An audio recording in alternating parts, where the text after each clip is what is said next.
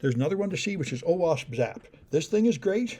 It is the only dynamic tester that is any good, in my opinion, that's free.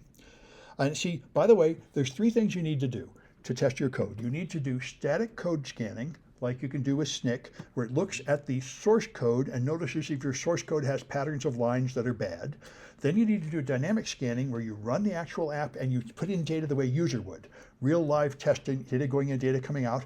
And then you need to do manual testing, because only you know what it's really supposed to do. The scanners only know generic security problems. You know, I'm not supposed to allow loans greater than $5,000. This user is not supposed to be able to do that, but that user is supposed to be able to do that.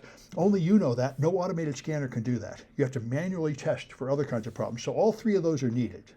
But the dynamic part is what OWASP Zap does. So you find a cloud server and you install the juice shop in the cloud, which gives you a web page that will sell juice in the cloud. And it's a modern looking web page with all the fancy stuff. So the code behind it is pretty dense and complicated and impenetrable, the way modern web apps are. Then you install OWASP Zap on your local machine. And this is Z-Attack Proxy, and it will do vulnerability scanning. So you can scan it. Now, the default scan is not much good.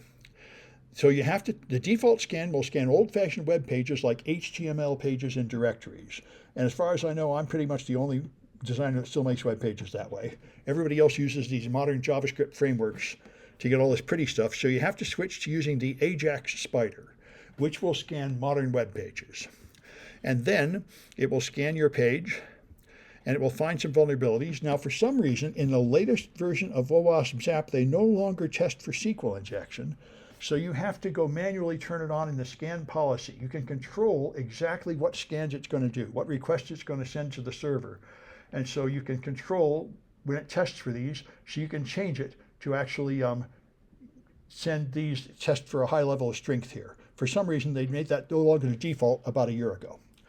But you can control that, and then you can scan, and it will find your vulnerabilities. It's going through, and I think the reds are there. It found something, and down at the bottom, it will show you your vulnerabilities. There you go. So you have SQL injection, metadata exposed, and then the less important ones. So the red ones are the high importance ones, then there's medium and low, just like any other scanner. And like any other scanner, when you find a SQL injection, it will give you detailed help, hints, and everything, and it's all free, which is pretty amazing.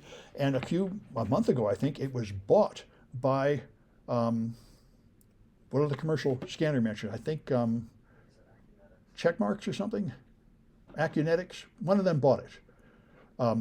And so they're going to, I guess, build this into there. So it's the open source product that was so good, they actually bought it at a commercial scanner and are going to build it in.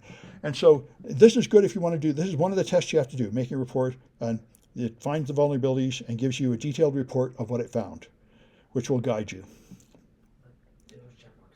Checkmarks bought it, yeah. And in the big corporation I'm working for, they use Checkmarks and there's one, I'll forget the name of the other one. Checkmarks is their static code scanner. And Checkmarks bought them, then this would be their active scanner, because Checkmarks doesn't currently have an active scanner, I think. But I guess they're going to use this and make it into a commercial product, which is great. This is a very good open source product. Hopefully they'll maintain some kind of free version, but we'll see. Anyway, that's what I wanted to show you. You can totally learn about each vulnerability here, and it is, you'll find very different things with dynamic scanning than you will with static scanning. Static scanning looks for, by the way, static scanning kind of frustrates your developers and kind of wastes their time, because it complains about a couple lines of code.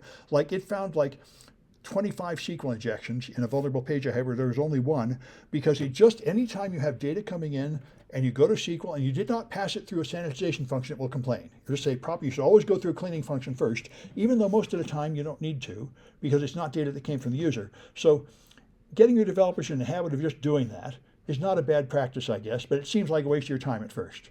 Whereas the thing about dynamic scanners is they only test the real data that came from the user. So anything they find is probably much more likely to be real vulnerability that will really hurt you. But you do need to do both. They're fundamentally different.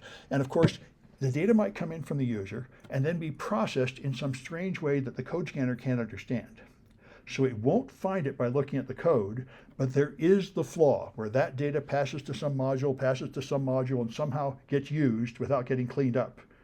So you do need to do both. They're separate. They're finding separate problems. And like I mentioned, the manual review finds yet another set of separate problems. You really should do all 3 types. Anyway, that's what I wanted to show you about that one.